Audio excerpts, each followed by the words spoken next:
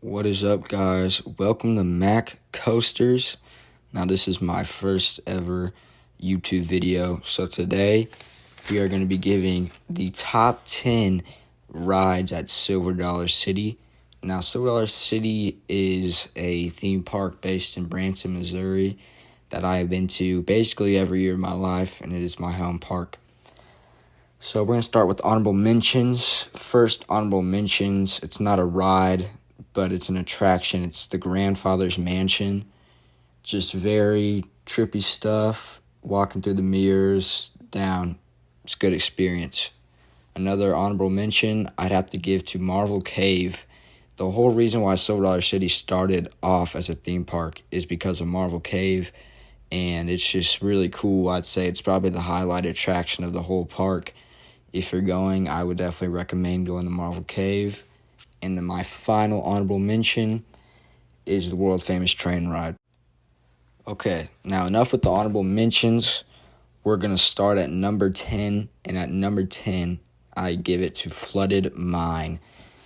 It's a shooter kind of water ride that takes you throughout a flooded prison, flooded mine. And you shoot various targets with very hard-to-shoot guns. Be warned, your finger is going to end up pretty tired after this ride is over.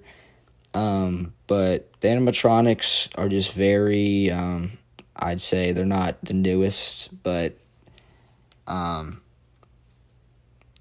it's a good experience. And the water effects at the end of the ride are very good. So I'd give Flooded Mine a 6 out of 10 on my theme park scale.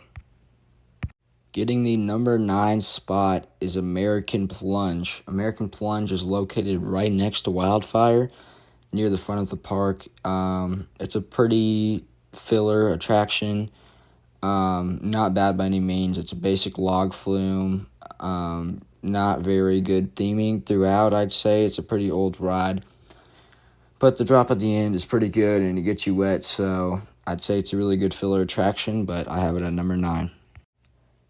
Okay, at number 8, I had the Giant Barn Swing, located near the back of the park, near Outlaw Run and Fireman's Landing. This is a flat ride that swings you side to side, I'd say. It's just a very thrilling ride, and I think it's good all around. It's a good filler attraction. So I have it at number 8. I think it's more thrilling than American Plunge, and the theming's really good. The cue's pretty good. So I'd give this just 6.5 out of 10 out of the scale. It's a pretty good ride. At number 7, I have Thunderation. This is a Aero Mine Train coaster, and just be warned, this gets pretty rough. It's one of the most rough mine coasters I've been on, but it goes pretty fast through the forest, and it's a pretty exhilarating ride. This is a good starter coaster for anybody that doesn't like to ride roller coasters. But it's kind of not at the same time, because I might not want them to ride a single roller coaster again. But this is a great ride, and their coaster lineup, I just don't think you can crack the top 6. These top 6 are above average rides from any other theme park. But I'd give Thunderation a 7 out of 10 on my scale. Now, at number 6, we're getting into this top 6. I got Fire in the Hole. This is just a classic attraction. It's a dark ride / roller coaster / water ride. I don't know how to explain it, but it takes you through a town that's being burnt down by the bulb something, I don't know. And there's 2 drops that are pretty good, and for an old ride, I don't have any complaints about it. I think it's not the smoothest ride, but it's not like Thunderation. It's just a great ride, and I heard that they're renovating a new area by Fireman's Landing where they could be making a newer version of Fire in the Hole, as it is now closing. So it's just a great ride overall. It's a really fun time. It's got flooded mine kind of aspects to it, and it's got some like roller coaster aspects to it, and I think it's a great ride. Kicking into this top 5, we got the top water ride, in my opinion, is Mystic River Falls, the newest added attraction to the park. So they did previously have a river ride, but they added that huge drop to it, that huge falls. I think the theming all around it is perfect. I think it gets you wet, very wet, not like Popeye's wet, but gets you pretty wet. The drying machines outside are very good. It takes a while, but it gets you dry. I'd say that drop at the end is probably one of the best drops you're going to get, unless you go to Jurassic Park at Universal or Splash Mountain or Dudley Do-Rights at Universal, but it's just a very good drop. It gets you soaked. It's there for a reason, and I'm not a person that likes water rides, but I would ride that with the people that I like. Starting at number 4, I had a tough choice between 3 and 4, but I'm going to put 4 at Wildfire, a B&M looper that is placed right on the top of a hillside, which gives you perfect views of Table Rock Lake and the whole forest. It's just beautiful. Makes you feel like you're a lot higher up than you actually are. But if you're back row on that first drop, the ejector air time is just crazy on that first drop.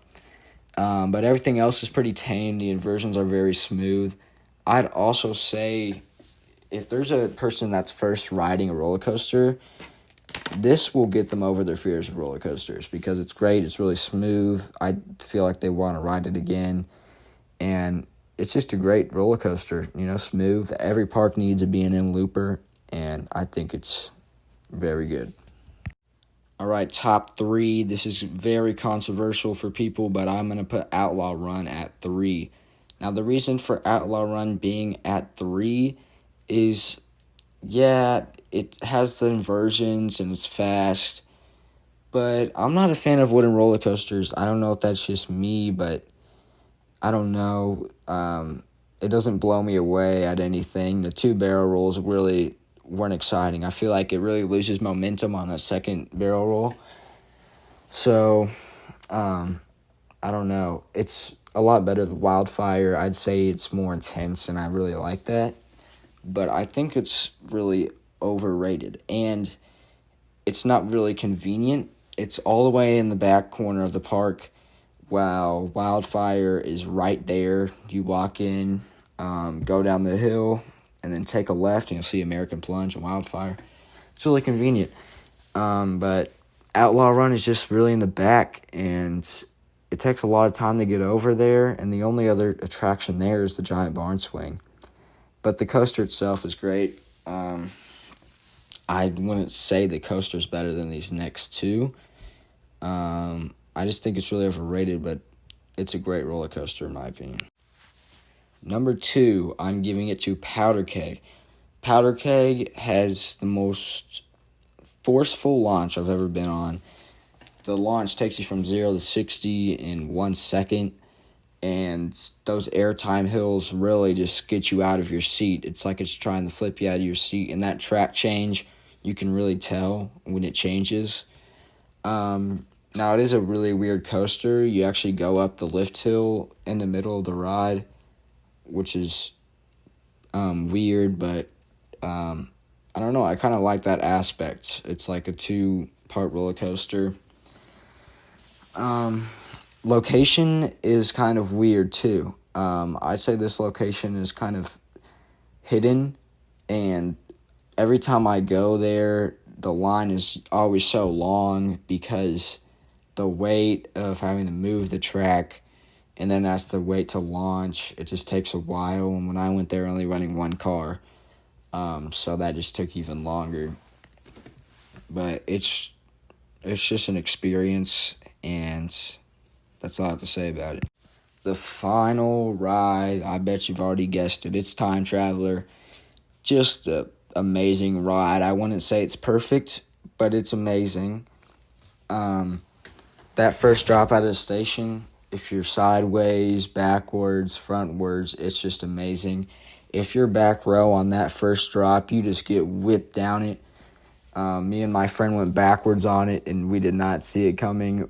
It was crazy. 90 degrees. It's really 90 degrees.